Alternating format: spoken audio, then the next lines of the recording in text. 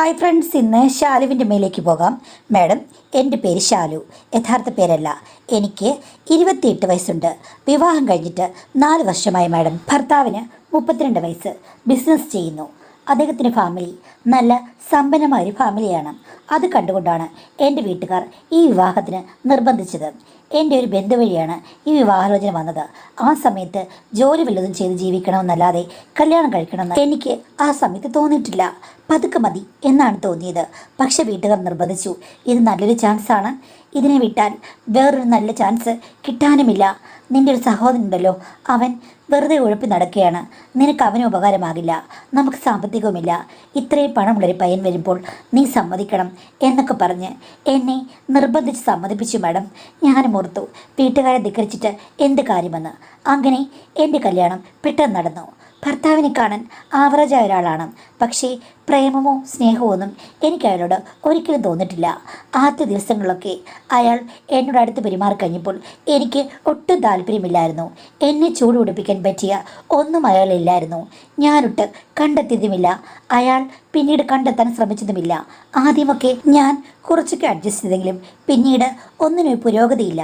പുള്ളി എവിടേക്കോ തൊട്ടോ തലോടിയോ മാത്രം സംതൃപ്തിപ്പെടുന്ന ഒരാളാണ്. അല്ലാതെ പൂർണ്ണമായ ഒന്നിനും യാതൊരു കഴിവുമില്ലെന്ന് എനിക്ക് മനസ്സിലായി. അത് കഴിഞ്ഞതിൽ പിന്നെ ഒരിക്കൽ ഞാൻ എതിർപ്പ് പ്രകടിപ്പിച്ചു. അതോടുകൂടി പുള്ളിക്കാരൻ അതെല്ലാം നിർത്തി. പിന്നീട് ഞങ്ങൾ വെറുതെ സുഹൃത്തുക്കളെ പോലെയായിരുന്നു. എങ്കിലും അദ്ദേഹത്തിൻ്റെ കുഴപ്പങ്ങളോ ഞങ്ങളുടെ ഫാമിലി ലൈഫിൽ എന്താ ഒന്നുമില്ലാത്തത്, ഇതൊന്നും ചർച്ചയ്ക്ക് വന്നില്ല. പുള്ളി ഭയങ്കര ബിസിയായിരുന്നു.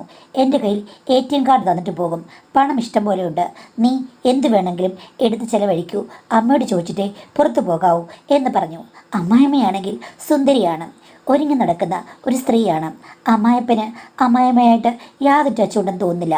മിക്കവാറും പ്രായമായി കഴിയുമ്പോൾ ഈ ഭാര്യയും ഭർത്താവും തമ്മിൽ അങ്ങ് കൊമ്പത്തും ഇങ്ങ് വരമ്പത്തും ഇരിക്കുന്ന പോലെ പെരുമാറുന്നത് വലിയ അത്ഭുതമൊന്നുമല്ല. എൻ്റെ വീട്ടിലാണെങ്കിലും ഏകദേശം അങ്ങനെയൊക്കെ തന്നെ. ആദ്യമൊക്കെ ഉണ്ടായിരുന്ന ദുഃഖം എനിക്ക് മാറിക്കിട്ടി മാഡം.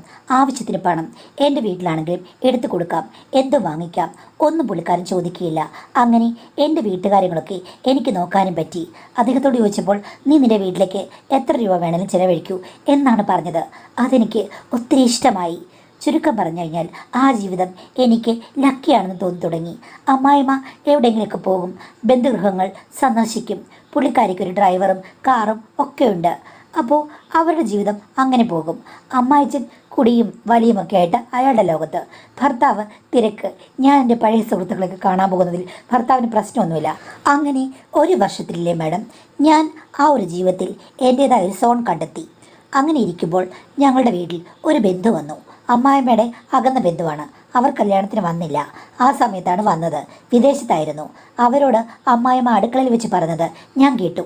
അവർ ചോദിക്കുകയാണ്, 1 വർഷമായില്ലേ, ഇവർ പ്ലാനിങ്ങിലാണ്, കുട്ടികളുടെ കാര്യം എന്തായെന്നൊക്കെ. അപ്പോൾ അമ്മായിമ്മ അവരോട് പറയുകയാണ്, ഇപ്പോഴത്തെ കാലത്തെ പെമ്പിള്ളേരല്ലേ ബ്രോയിലർ ചിക്കനൊക്കെ കഴിച്ചിട്ട് കുട്ടികളുണ്ടാകുന്നൊക്കെ എപ്പോഴാണെന്ന് ആർക്കറിയാം. എന്തെങ്കിലുമൊക്കെ കുഴപ്പങ്ങൾ കാണും. ഞാൻ ഒന്നും ചോദിച്ചിട്ടില്ല. ഉണ്ടാകുമ്പോൾ ഉണ്ടാകട്ടെ, ഉണ്ടായില്ലെങ്കിൽ കുഴപ്പമില്ല. ഇവളുമാരോടൊക്കെ ചോദിക്കാൻ ചെന്ന് കഴിഞ്ഞാൽ പിന്നെ മകന് പ്രശ്നമാണെന്ന് പറയും. അങ്ങനെയൊക്കെ ഒത്തിരി പ്രശ്നങ്ങൾ ഉണ്ടായിട്ടുണ്ട്. അതുകൊണ്ട് ഞാൻ ചോദിച്ചിട്ടേ ഇല്ല. ഉണ്ടാകുമ്പോൾ ഉണ്ടാകട്ടെ എന്നൊക്കെ പറയുന്നു. ചുമ്മാ നടക്കുന്ന എന്നെ കുറ്റപ്പെടുന്നത് കേട്ട് കഴിഞ്ഞപ്പോൾ എനിക്ക് വല്ലാത്ത വിഷമമായി. ഇവർക്ക് ഇങ്ങനൊരു മുഖമുണ്ടെന്ന് എനിക്കറിയില്ലായിരുന്നു. ആ ബന്ധു പോയി കഴിഞ്ഞപ്പോഴേക്കും ഞാൻ അമ്മയോട് ചോദിച്ചു, അമ്മ പറഞ്ഞത് ഞാൻ കേട്ടല്ലോ, എനിക്ക് ബ്രോയിലർ ചിക്കൻ കഴിച്ച് എന്ത് കുഴപ്പമാണെന്ന് അമ്മ പറഞ്ഞത്. അമ്മയുടെ മകന് വലിയ കുഴപ്പമുള്ളത് അമ്മയ്ക്കറിയില്ലേ? ഇന്ന് വരെ എൻ്റെ ഭർത്താവ് എന്താണെന്നോ എങ്ങനെയാണെന്നോ ഞാൻ അറിഞ്ഞിട്ടില്ല. അങ്ങേർക്ക് എന്താ കുഴപ്പം അമ്മയ്ക്കറിയാമല്ലോ. അടിമുടി കുഴപ്പക്കാരനായ ഒരുത്തനെ ഒരു പെണ്ണിനെ കൊണ്ട് കല്യാണം കഴിപ്പിച്ചു. എന്തിന്? മകന് കുട്ടികളുണ്ടാകില്ലെന്ന് അമ്മയ്ക്കറിയില്ലേ? അപ്പോഴേക്ക് പുള്ളിക്കാരി, എൻ്റെ മോനെന്താ കുഴപ്പം? ഒരു കുഴപ്പമില്ല, അവനെ കാണാൻ യോഗ്യനല്ലേ, പണമില്ലേ? ഞാൻ പറഞ്ഞു പണമൊക്കെ ഉണ്ട്, യോഗ്യനുമായിരിക്കും കാണാൻ. പക്ഷേ അമ്മയോട് എനിക്ക് തുറന്നു പറയാൻ പറ്റാത്ത പല കാര്യങ്ങളും മോനുണ്ട്. അമ്മയ്ക്കറിയാം. അതിന് കാരണം സത്യം പറഞ്ഞു എന്ന് പറഞ്ഞു. ആ സമയത്ത് അമ്മായിമ്മ പിന്നെ എതിർക്കാൻ ശ്രമിച്ചു. ഞാൻ പറഞ്ഞു, ഇനി എന്നെ താഴ്ത്തി കെട്ടി ആരുടെയെങ്കിലും മുന്നേ പറയുകയാണ്, അല്ലെങ്കിൽ അല്ലെങ്കിൽ ഇങ്ങനെ സംഭവിക്കുകയാണെങ്കിൽ യഥാർത്ഥത്തിൽ നടന്ന കാര്യങ്ങളൊക്കെ ഞാൻ വിളിച്ചു പറയും. എൻ്റെ ഭർത്താവ് എന്നോട് സ്നേഹമുണ്ട്. അദ്ദേഹത്തെ വെറുപ്പിക്കാൻ ഞാൻ ആഗ്രഹിക്കുന്നില്ല. അതുകൊണ്ടാണ് ഞാനിവിടെ അടങ്ങൊതുങ്ങി നിൽക്കുന്നത്. സത്യം അമ്മ പറ, മകൻ എന്താ പറ്റിയെന്ന് പറഞ്ഞു. നിന്റെ ഭർത്താവിന് എന്താ പറ്റിയെന്ന് നീ എന്നോടാണ് ചോദിക്കുന്നത്? നീ അവനുമായിട്ട് അടുത്ത് പെരുമാറുന്നല്ലേ? അവനോട് നിനക്ക് ചോദിക്കാൻ മേലായിരുന്നു എന്താ അവൻ്റെ കുഴപ്പമെന്ന്?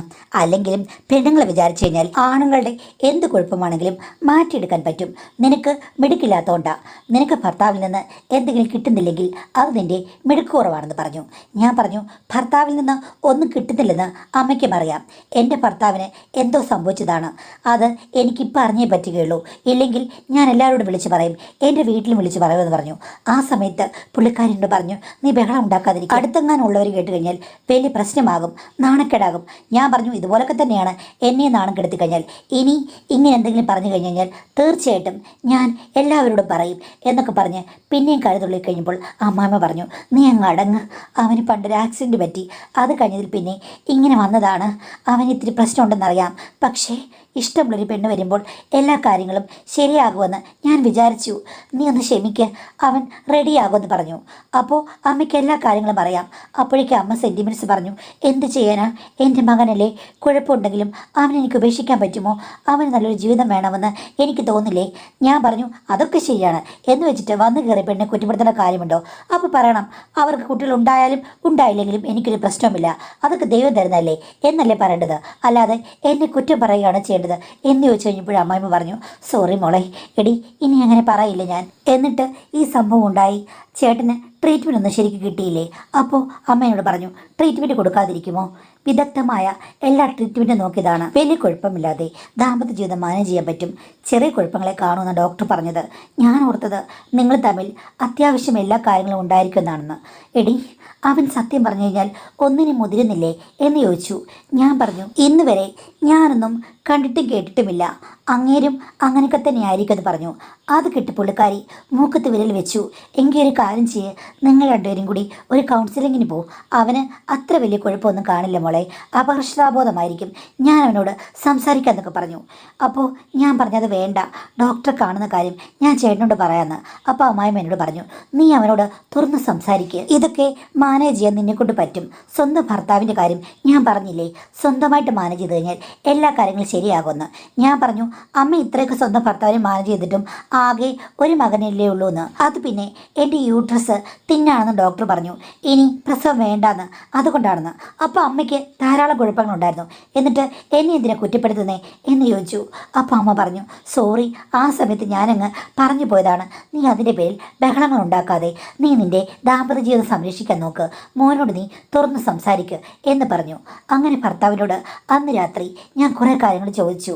ആക്സിഡൻറ്റ് പറ്റിയതും ട്രീറ്റ്മെൻറ്റ് എടുത്തതും മറ്റു കാര്യങ്ങളുമൊക്കെ ഭർത്താവ് എന്നോട് കാര്യങ്ങളൊക്കെ പറഞ്ഞു. അദ്ദേഹത്തിന് ഒന്നിലും ഒരു കോൺഫിഡൻസ് ഇല്ല. ഡോക്ടറെ കാണാൻ പോകാം, കൗൺസിലറെ കാണാൻ പോകാൻ പറഞ്ഞു കഴിഞ്ഞപ്പോഴേക്കും പുള്ളിക്കാരന് ഒട്ടും താല്പര്യമില്ല. അതുകൊണ്ടൊന്നും മെച്ചപ്പെടില്ല എന്ന് പറഞ്ഞു. അപ്പോൾ ഞാൻ പറഞ്ഞു, നിങ്ങളിങ്ങനെ അവിടെയും ഇവിടെയും തൊട്ടും തലോടിയുമൊക്കെ പാതി വഴി വെച്ച് നിർത്തിപ്പോയി കഴിഞ്ഞാൽ ഏത് സ്ത്രീക്കാണെങ്കിലും ദേഷ്യം വരില്ലേ? എന്തെങ്കിലുമൊക്കെ എനിക്ക് വേണ്ടി നിങ്ങൾക്ക് ചെയ്തുകൂടെ എന്ന് ഞാൻ ചോദിച്ചു. അപ്പോൾ ഭർത്താവിനോട് പറഞ്ഞു, എങ്കിൽ നിനക്ക് വേണ്ടി ഞാൻ കുറേ പരിശ്രമിക്കാം, പക്ഷേ അതിനെനിക്ക് വേണ്ടത്ര കാര്യങ്ങളില്ല. അതുകൊണ്ട് ഈ ഒരു കാര്യത്തിൽ ഞാൻ ശ്രമിക്കട്ടെ എന്ന് പറഞ്ഞ് ഭർത്താവിനോട് ചെവിയിലത് പറഞ്ഞു കഴിഞ്ഞപ്പോഴേക്കും എനിക്ക് വല്ലാത്തൊരിതായി. ഷോ, അങ്ങനെയൊക്കെയാണോ എന്ന് ചോദിച്ചപ്പോൾ ഭർത്താവ് പറഞ്ഞു, വേറെ ഓപ്ഷൻസ് ഒന്നുമില്ല. ആദ്യ സമയത്തൊന്നും ഇതാലോചിക്കുമ്പോൾ എനിക്കൊട്ടും താല്പര്യമില്ലായിരുന്നു. അതുകൊണ്ടാണ് ഞാൻ നിന്നോട് ഒന്നും മിണ്ടാതിരുന്നത്. പക്ഷേ ഈ ഒരു വഴിയുണ്ട്, പരീക്ഷണത്തിൻ്റെ വഴിയാണ്. ഇപ്പോൾ എൻ്റെ മനസ്സ് പാകമായി. കാര്യം ഇപ്പോൾ എനിക്ക് നിന്നോട് ഒത്തിരി ഇഷ്ടമുണ്ട്. ഈ ഒരു വർഷമായിട്ടും ഒരു കംപ്ലൈൻറ്റും ഇല്ലാതെ നീ എൻ്റെ കൂടെ ജീവിക്കുന്നുണ്ടല്ലോ എന്ന് ഭർത്താവ് പറഞ്ഞു. ഭർത്താവ് പറഞ്ഞ ഐഡിയ എനിക്ക് വല്ലാത്ത ഒരു വിഷമാണ് തോന്നിയത്. ഇതൊക്കെ ശരിയാകുമോ? അങ്ങനെ ഉണ്ടോ? ഉലയ്ക്ക് പകരം നാവ് ഉപയോഗിച്ച് കഴിഞ്ഞാൽ പറ്റുമോ? വാചകം അടിക്കാനുള്ളതല്ലേ നാവ് എന്ന് എൻ്റെ മനസ്സിലുണ്ടായിരുന്നു. പക്ഷേ ഭർത്താവിനോട് പറഞ്ഞത് കറക്റ്റായിരുന്നു എന്ന് അദ്ദേഹത്തിൻ്റെ പിന്നീടുള്ള പ്രവൃത്തിയിൽ നിന്ന് എനിക്ക് മനസ്സിലായി. 1000 ഉൽക്കകളെക്കാൾ ശക്തിയുണ്ട് ഒരു മനുഷ്യൻ്റെ നാവിന്. നാവാണല്ലോ നമ്മുടെ ജീവിതത്തിന് ആധാരം എന്ന് വരെ എനിക്ക് തോന്നിപ്പോയി. അപ്പോൾ പിന്നെ പറഞ്ഞിട്ട് കാര്യമില്ല, ശക്തിയുടെ പര്യായമാണ് നാവെന്ന് അന്ന് ഞാൻ തിരിച്ചറിഞ്ഞു. പണ്ട് കവികൾ നാവിനെ പറ്റി, വാക്കിനെ പറ്റി പാടിപ്പുകഴ്ത്തിയിട്ടുണ്ട്. അത് വളരെ കറക്റ്റാണെന്ന് എനിക്ക് തോന്നി. പിന്നെ അന്ന് മുതൽ ഞാനും ഭർത്താവും തമ്മിലുള്ള ബന്ധം വേറൊരു മാനത്തിലേക്ക് മാറി മറിഞ്ഞു. അദ്ദേഹം എനിക്ക് പ്രിയപ്പെട്ടവനായി.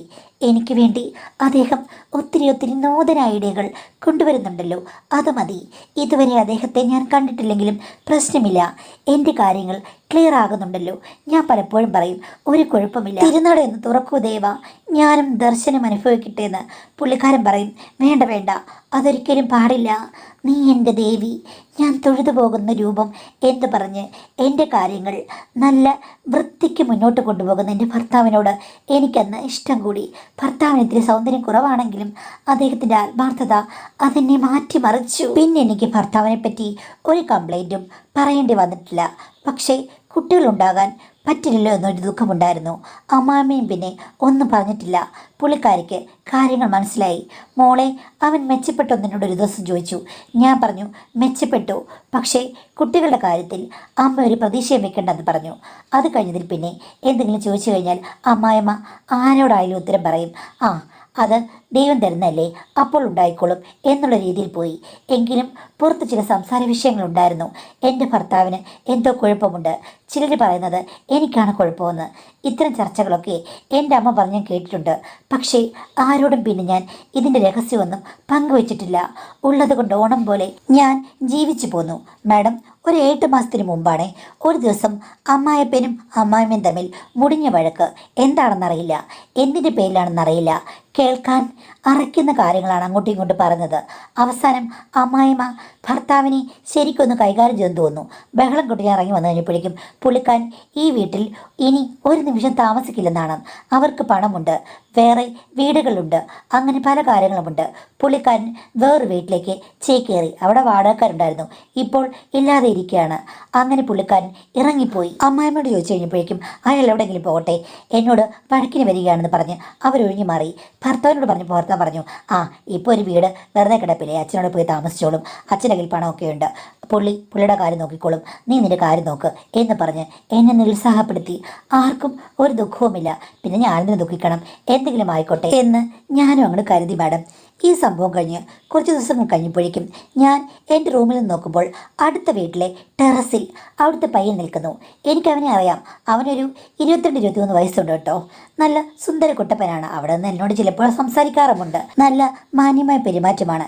പക്ഷേ ഷർട്ട് ഇടാതൊക്കെ അവിടെ നിൽക്കുമ്പോൾ ചില സമയത്ത് എനിക്ക് തോന്നിയിട്ടുണ്ട്, എന്തൊരു സുന്ദരനാണ്, തികഞ്ഞ ആണത്തമുള്ളൊരു ചെക്കൻ, സൗന്ദര്യവും ദേഹസൗന്ദര്യവും എല്ലാമുണ്ട്. ഇവന് കിട്ടുന്ന പെണ്ണ് ഭാഗ്യവതിയാണ്. ഇവൻ്റെ കാമുകിമാരോ കാമുകിയോ ഒക്കെ ഭാഗ്യവതികളാണല്ലോ എന്ന് ഞാൻ ഓർക്കും. ചില സമയത്തൊക്കെ എനിക്ക് എന്തോ തോന്നിയിട്ടുണ്ട്, പക്ഷെ ഞാൻ അത് ഡെവലപ്പ് ചെയ്തിട്ടില്ല.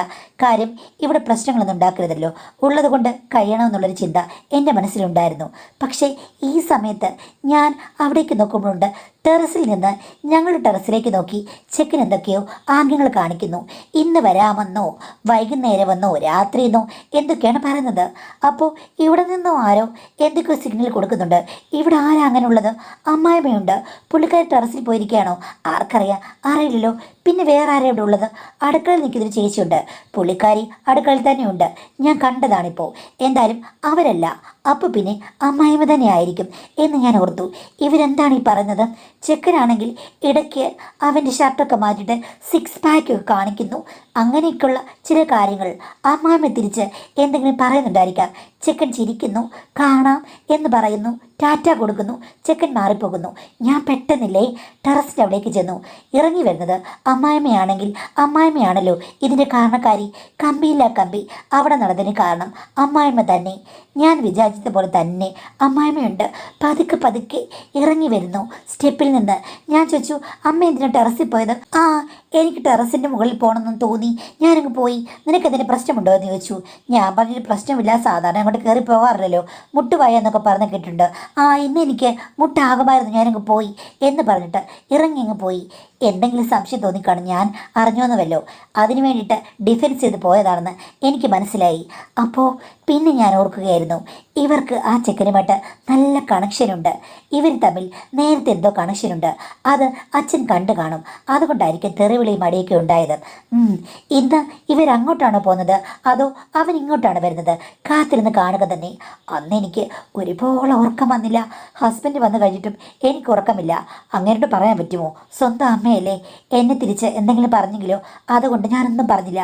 പുള്ളിയെ വെറുപ്പിച്ചാൽ എൻ്റെ ഉള്ള കാര്യങ്ങളൂടെ നഷ്ടപ്പെടും. അതുകൊണ്ട് ഞാൻ കാത്തിരുന്നു മാഡം. പുള്ളിക്കാരൻ വരുമ്പോഴേ ക്ഷീണം കൊണ്ട് ഉറങ്ങും. ഞാനാണെങ്കിൽ ഒരു 11 മണിയായപ്പോൾ തൊട്ട് ഇങ്ങനെ കാത്തിരിക്കുകയാണ്.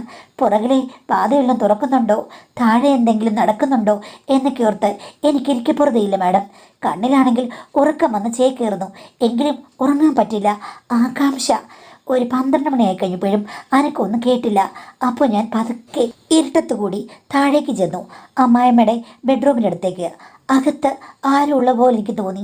ആഹാ, എപ്പോൾ ഈ ചെക്കൻ വന്നു, എപ്പോൾ ഇവർ സംഗമോത്സവം തുടങ്ങി, ഒരു പിടിയുമില്ല. അമ്മായിമ്മ വിദഗ്ധയാണ് വാതിൽ തുറക്കാനും അടയ്ക്കാനും ഒക്കെ. അകത്തുനിന്ന് ചില ശബ്ദങ്ങൾ കേൾക്കുന്നുണ്ട്.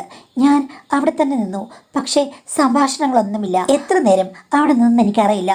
കുറേ നേരം കഴിയുമ്പോഴേക്കും അമ്മായിമ്മ എന്തൊക്കെയോ മൂളുകയോ മുക്കുകയോ ഒക്കെ ചെയ്യാൻ തുടങ്ങി. അപ്പോൾ എനിക്ക് മനസ്സിലായി കാര്യങ്ങൾ ചേക്കേറുന്നുണ്ട്. ചേക്കേറി കഴിയുമ്പോൾ കൈയോടൊന്ന് പിടിക്കണം എന്ന് ഞാൻ വിചാരിച്ചു. കാര്യം എനിക്ക് അമ്മായിമ്മോട് ഉള്ളിൻ്റെ ഉള്ളിൽ ദേഷ്യമുണ്ടായിരുന്നു മാഡം. ഇത്തിരി കഴിഞ്ഞപ്പോഴേക്കും അമ്മായിയമ്മ ഏതോ കുറുക്കന്മാരൊക്കെ രാത്രിയിൽ ഓരിടില്ലേ എന്ന് പറയുന്ന ചില ശബ്ദങ്ങൾ ഉണ്ടാക്കാൻ തുടങ്ങി. ഇവർ ചില്ലറക്കാരെയല്ല. ഭർത്താവ് ഉള്ളപ്പോൾ തന്നെ ഇങ്ങനെ ആയിരിക്കുമോ എന്നൊക്കെ ഞാൻ ഓർത്തു. എന്തൊരു ധൈര്യമാണ്. എനിക്കാണെങ്കിൽ എൻ്റെ ദേഹം വല്ലാതെ വിറയ്ക്കുന്ന പോലെ തോന്നി. എന്തായാലും രണ്ടിനെയും കൈയോടുകൂടി ഞാൻ പിടിക്കും എന്നായിരുന്നു എൻ്റെ മനസ്സിൽ. അത്രയ്ക്ക് ദേഷ്യം എന്തൊക്കെയോ കാര്യങ്ങൾ കൊണ്ട് അവരോട് എനിക്കുണ്ടായിരുന്നു മാഡം. അങ്ങനെ ഞാൻ കാത്തു നിന്നു. അവസാനം അവർ അവനോട് പറയുന്നു, നീ സൂക്ഷിച്ചു പോണം കേട്ടോ. പിന്നെ ദേ അടുക്കളയുടെ വാതിൽ അടയ്ക്കുമ്പോൾ ശബ്ദമുണ്ടാക്കല്ലേ. ഞാൻ പുറത്തിറങ്ങി വരുന്നില്ല. പിന്നെ ഇവിടുത്തെ അവൾക്ക് എന്തോ സംശയമുണ്ടെന്ന് തോന്നുന്നു. അപ്പോൾ അവനൊന്ന് പേടിച്ച് ഉള്ളതാണെന്ന് ചോദിച്ചപ്പോൾ ആ കുഴപ്പമൊന്നുമില്ല, അവളെ നമുക്ക് മാനേജ് ചെയ്യാം, നീ പോ എന്നൊക്കെ പറഞ്ഞ് തുറന്നിറങ്ങിയതും എൻ്റെ മുന്നിലാണ്. രണ്ടുപേരും എന്നെ കണ്ട് ഞെട്ടി നിന്നു. ഞാൻ ചോദിച്ചു, അകത്തെന്താ? അപ്പോൾ അമ്മാമ പറഞ്ഞു, എന്താണെങ്കിൽ നിനക്കെന്താ? അപ്പോൾ ഞാൻ പറഞ്ഞു, എല്ലാ കാര്യങ്ങളും എനിക്ക് മനസ്സിലായി. അപ്പോൾ അമ്മാമ പറഞ്ഞു, ആ മനസ്സിലായാലും ഒന്നുമില്ല, നീ പോയിക്കോന്ന് പറഞ്ഞ് അവനെ രക്ഷപ്പെടുത്തി വിട്ടു. അമ്മ എന്തൊക്കെ തോന്നിയാസങ്ങളായി കാണിക്കുന്നത്? സ്വന്തം ഭർത്താവ് ഇവിടെ ഉള്ളപ്പോൾ തന്നെ ഇങ്ങനെ കാണിച്ചത് കൊണ്ടല്ലേ അച്ഛനങ്ങ് പോയത്? ആ പോകട്ടെ, വർഷങ്ങളായിട്ടൊരു ഗുണമില്ലാതെ ഇവിടെ ഇരിക്കുന്ന മനുഷ്യനെ കൊണ്ട് എന്ത് ഗുണം? നിനക്ക് നിന്റെ ഭർത്താവിനെ കുറിച്ച് കുറ്റം പറയാൻ പറ്റുമല്ലോ, അതേപോലെ എനിക്കും ആഗ്രഹങ്ങളുണ്ടായിരുന്നു. അങ്ങനെ കൊണ്ടും എനിക്ക് ഗുണമില്ല. അതുകൊണ്ട് ഇറങ്ങിപ്പോയെങ്കിൽ പോകട്ടെ, എനിക്ക് ഇവനുണ്ട്, അത് മതി. പിന്നെ നീ ഇതാരോടെങ്കിലും പറഞ്ഞു കഴിഞ്ഞാൽ അവൻ പറയും നിന്റെ അടുത്താ വന്നതെന്ന്, നീ വിളിച്ചിട്ടാ വന്നെന്ന് പറയും. അത്രയേ ഉള്ളൂ, വേറെ പ്രശ്നങ്ങളൊന്നുമില്ല. നമ്മൾ രണ്ടുപേരും അവസാനം നാണം കെടും. അവൻ ആരുടെ പേര് വേണമെങ്കിലും പറയും, ഒരു പ്രശ്നവുമില്ല. അവനെ ഞാൻ ട്രെയിൻ ചെയ്ത പോലെയാണ്. അവൻ എൻ്റെ ചെക്കനല്ലേ എന്ന് പറഞ്ഞു. ഞാൻ പറഞ്ഞു, ഇത് ഇത്തിരി കടന്ന കൈയാണെന്ന്. അമ്മായിമ്മ പൊട്ടിച്ചിരിച്ചുകൊണ്ട് പറഞ്ഞു, എടി, മിടുക്കുള്ളവർക്ക് പല ഓപ്ഷനുമുണ്ട്. സ്വന്തം ഭർത്താവിനെ നിലനിർത്തിക്കൊണ്ട് തന്നെ നിനക്ക് നന്നായിട്ട് മുന്നോട്ട് പോകാമായിരുന്നു. അതിന് പകരം കംപ്ലൈൻറ്റ് പറഞ്ഞ് നടക്കല്ലേ എന്ന് ചോദിച്ചു. അപ്പോൾ എനിക്ക് മനസ്സിലായി എല്ലാം ഒരു മുഖപടം മാത്രമാണ്. ഞാൻ തിരിച്ചു കഴിഞ്ഞപ്പോഴേക്കും ഭർത്താവ് ഉണർന്നു. എന്താ കാര്യം എന്ന് ചോദിച്ചു. അപ്പോൾ ഞാൻ ഭർത്താവിനോട് ഈ കാര്യങ്ങളെല്ലാം പറഞ്ഞു. ഇങ്ങനെ നടക്കുന്നുണ്ടായിരുന്നു. ഞാൻ അമ്മയുടെ അടുത്ത് പോയി, ആ ചെക്കൻ ഇറങ്ങിപ്പോയി എന്നൊക്കെ. അപ്പോൾ ഭർത്താവ് എന്നെ ചേർത്ത് പിടിച്ചുകൊണ്ട് പറഞ്ഞു, അതൊന്നും നീ കണ്ടെന്നും കേട്ടെന്നും ഒന്നും നടിക്കേണ്ട കാര്യമില്ല. അമ്മയ്ക്ക് അമ്മയുടേതായ ആവശ്യങ്ങളുണ്ട്. അമ്മ എന്തെങ്കിലും കാണിച്ചോട്ടെ. ആക്ച്വലി ഞാൻ നിന്നോടൊരു കാര്യം പറയാനിരിക്കുകയായിരുന്നു. ഇത് ആദ്യം അറിഞ്ഞത് ഞാനാണ്, ഇപ്പം തുടങ്ങിയതല്ല. 1 വർഷത്തിന് മുമ്പേ ഉണ്ട് ഇവർ തമ്മിലുള്ള ബന്ധം. എന്നിട്ട് നിങ്ങളെന്താ എന്നോട് പറയാതിരുന്നത്? അത് എനിക്ക് പറയാൻ പറ്റില്ലായിരുന്നു. ഞാൻ അമ്മയോട് അതേപ്പറ്റി ചോദിച്ചു കഴിഞ്ഞപ്പോഴേക്കും അമ്മ എന്നോട് പറഞ്ഞത്, അമ്മയും ഒരു സ്ത്രീയാണ്, അമ്മയ്ക്കും ആവശ്യങ്ങളുണ്ട്, അത്ര പ്രായമൊന്നും ആയിട്ടില്ല, അമ്മയുടെ മകനെപ്പോലെ തന്നെയായി അമ്മയുടെ ഭർത്താവ് ഇപ്പോൾ എന്ന് പറഞ്ഞ് എന്നെ താഴ്ത്തി കിട്ടുന്ന രീതിയിലാണ് അമ്മ സംസാരിച്ചത്. പിന്നെ ഞാനൊന്നും പറഞ്ഞില്ല. പക്ഷെ അമ്മ എന്നോട് പറഞ്ഞു, ആ ചെക്കൻ അമ്മ പറഞ്ഞതെല്ലാം അനുസരിക്കും, അതുകൊണ്ട് ഭാവിയിൽ അവനെ ഉപകാരപ്പെടുത്താമെന്ന്. എന്തുപകാരം എന്ന് ചോദിച്ചു കഴിഞ്ഞപ്പോഴേക്കും ഭർത്താവ് പറഞ്ഞു, അമ്മ ഒരു ഓപ്ഷൻ വെച്ചെന്ന്. അതായത് കുട്ടികളുണ്ടാകാൻ ഞങ്ങൾക്ക് ബുദ്ധിമുട്ടല്ലേ, ആ ചെക്കൻ ഒരു സുന്ദര കുട്ടപ്പനല്ലേ, അവൻ്റെ സഹായം തേടാമെന്ന്. അപ്പോൾ നിങ്ങൾ എന്ത് പറഞ്ഞു ചോദിച്ചപ്പോൾ ഞാനതിന് ഒരു മറുപടിയും പറഞ്ഞില്ല. ഇത്രയും വിചിത്രമായ കാര്യങ്ങൾ ഈ വീട്ടിൽ നടന്നിട്ടും നിങ്ങൾക്കൊരു കുലുക്കമില്ലെന്ന് ചോദിച്ചപ്പോൾ ഭർത്താവ് പറഞ്ഞു, എൻ്റെ ജീവിതം തന്നെ വിചിത്രമാണ്, എനിക്കിങ്ങനെ സംഭവിച്ചു പോയല്ലോ. ഞാൻ പിന്നെ ആരെ എന്ത് പറഞ്ഞ് തടയാനാണ്? എൻ്റെ ഭാഗ്യക്കേടാണല്ല എന്ന് പുള്ളിക്കാരൻ പറഞ്ഞു. അത് കേട്ട് കഴിഞ്ഞപ്പോൾ എനിക്ക് പാവം തോന്നി. ഞാൻ പുള്ളിയോട് ചേർന്നിരുന്നു. ഒരു പ്രശ്നവുമില്ല, നിങ്ങൾക്കൊക്കെ ആണെങ്കിൽ ഞാനതൊക്കെ മറക്കാം. ഞാൻ അവരുടെ പുറകെ നടക്കില്ല. അവർ എന്തെങ്കിലും ആകട്ടെ എന്ന് പറഞ്ഞു. ഒരു അരമണിക്കൂർ കഴിഞ്ഞപ്പോൾ ഭർത്താവ് ഉറങ്ങിയില്ല, ഞാനും ഉറങ്ങിയില്ല. എന്നോട് ചോദിച്ചു, എടി നിനക്ക് അമ്മ പറഞ്ഞ ഐഡിയ സമ്മതമാണോ എന്ന്. എന്ത്? ആ കൊച്ചിയിറക്കാൻ എൻ്റെ അടുത്ത് വരുന്നതോ നമുക്ക് കുട്ടികളുണ്ടാകുന്നതോ? അപ്പോൾ ഭർത്താവ് പറഞ്ഞു, അതെ, അത് നല്ലൊരു കാര്യമാണെന്ന് തോന്നുന്നു. ഞാൻ നിന്നോട് പറഞ്ഞു കഴിഞ്ഞാൽ നിനക്ക് എന്നെക്കുറിച്ച് എന്ത് തോന്നുമെന്നോർത്ത് ഞാൻ പറയാതിരുന്നാണ്. ഇപ്പോൾ അവസരം വന്നപ്പോൾ ഞാൻ പറഞ്ഞതാണ്. അങ്ങനെയാണെങ്കിൽ സേഫായിട്ട് നിനക്ക് അമ്മ അവസരം ഉണ്ടാക്കിത്തരും. പിന്നെ അവനെ എന്തായാലും പൂർണ്ണമായിട്ട് അമ്മ നിനക്ക് വിട്ടുതരില്ല. കാര്യം അമ്മയുടെ പെറ്റാണവൻ. അതുകൊണ്ട് നിങ്ങൾ തമ്മിൽ ഓവർ കണക്ഷനൊന്നും ഉണ്ടാകില്ല. കാര്യങ്ങൾക്ക് വേണ്ടി അവനെ നമുക്ക് യൂട്ടിലൈസ് ചെയ്തുകൂടെ? നീ ഒന്ന് ആലോചിക്കുമെന്ന് പറഞ്ഞു. അങ്ങനെ ഭർത്താവ് നിരന്തരം പറഞ്ഞു കഴിഞ്ഞപ്പോൾ ഞാനും അത് ഓക്കെ പറഞ്ഞു. ഭർത്താവ് തന്നെയാണ് അമ്മായിമ്മയോട് പറഞ്ഞത്. അമ്മായിമ്മ എന്നോട് ഒന്ന് പറഞ്ഞു, അവസാനം നല്ലൊരു സുന്ദരനെ കണ്ടു കഴിഞ്ഞപ്പോഴേക്കും നീയും അങ്ങ് ഇളകി എന്ന് പറഞ്ഞു. ഞാൻ പറഞ്ഞു, ഹസ്ബൻഡ് എന്നോട് പറഞ്ഞുകൊണ്ടാണെന്ന്. പറഞ്ഞു, അതൊന്നുമല്ല, എനിക്കറിയാമടി നീ എങ്ങും അടങ്ങാത്തവളാണെന്ന്. ചെക്കനെ വെറുതെ വിട്ടേക്കണം. അവൻ്റെ കാതിൽ മന്ത്രമോതി അവനോട് നീ പ്രേമമൊന്നും പ്രകടിപ്പിച്ചേക്കരുത് എന്നൊക്കെ 100,000 വാണിങ്ങി തന്നു. ഞാനും ഓർത്തു എന്തെങ്കിലും ജീവിതത്തിൽ നല്ലത് നടക്കുമല്ലോ എന്ന്. ചെക്കനെ എൻ്റെ മുറിയിലേക്ക് ഭർത്താവില്ലാത്ത സമയത്ത് അദ്ദേഹം മനഃപൂർവ്വം മാറി നിന്നാണ് അമ്മായിമ്മ അങ്ങനെയാണ് എൻ്റെ മുറിയിലേക്ക് പറഞ്ഞു വിട്ടത്. അപ്പോൾ അവൻ എന്നോട് കുറച്ച് സംസാരിച്ചു. എന്നിട്ട് പറഞ്ഞു, ചേച്ചി കാര്യങ്ങളൊക്കെ എനിക്കറിയാം, ഒരു റിസ്ക്കും ഉണ്ടാകില്ലെന്ന് ആൻറ്റി പറഞ്ഞു. അതുകൊണ്ടാണ് ഞാൻ വന്നത്. വേറൊരു കാര്യം ഞാൻ പറയാം, ആൻറ്റിയാണ് എനിക്കിഷ്ടം. ഇവിടെ ചില കാര്യങ്ങൾ സാധിച്ചെടുക്കണം, അതിനുവേണ്ടി മാത്രമാണ് ഞാൻ വന്നത്. അതിനുവേണ്ടി 1/2 മണിക്കൂർ അത്രയേ ഉള്ളൂ, അതിൽ കൂടുതലൊന്നും ചേച്ചിയോട് എനിക്ക് വലിയ താല്പര്യങ്ങളൊന്നുമില്ല എന്നവൻ തുറന്നു പറഞ്ഞു. അത് കേട്ട് കഴിഞ്ഞപ്പോഴേക്കും ഞാൻ ഞെട്ടിപ്പോയി. എന്തൊരു രീതിയിലുള്ള ചെക്കനാണിവൻ. എനിക്കവനെ പിടികിട്ടിയില്ലെങ്കിലും അവൻ എന്നോട് നന്നായി തന്നെയാണ് പെരുമാറിയത്. പക്ഷേ അവന് ഒരു 20 മിനിറ്റ് 1/2 മണിക്കൂർ അവൻ്റെ കാര്യങ്ങൾക്ക് വേണ്ടി വന്നു. പെട്ടെന്ന് തിരിച്ചു പോകണം എന്നുള്ള രീതിയിലായിരുന്നു. എങ്കിലും അതിൻ്റേതായ ചിട്ടവട്ടങ്ങളെല്ലാം ഉണ്ടായിരുന്നത് കൊണ്ട് ഒരു സ്ത്രീ എന്നുള്ള നിലയിൽ എനിക്ക് കാര്യങ്ങളൊക്കെ ഏകദേശം സ്വർഗീയമായ ലെവലിലേക്ക് പോയി. ഞാൻ യഥാർത്ഥത്തിൽ എൻ്റെ ഭർത്താവായിട്ട് അവനെ അങ്ങ് സങ്കല്പിച്ചു. എൻ്റെ ആദ്യത്തെ വിവാഹരാത്രിയാണെന്ന് പോലും ഞാൻ ഓർത്തുപോയി.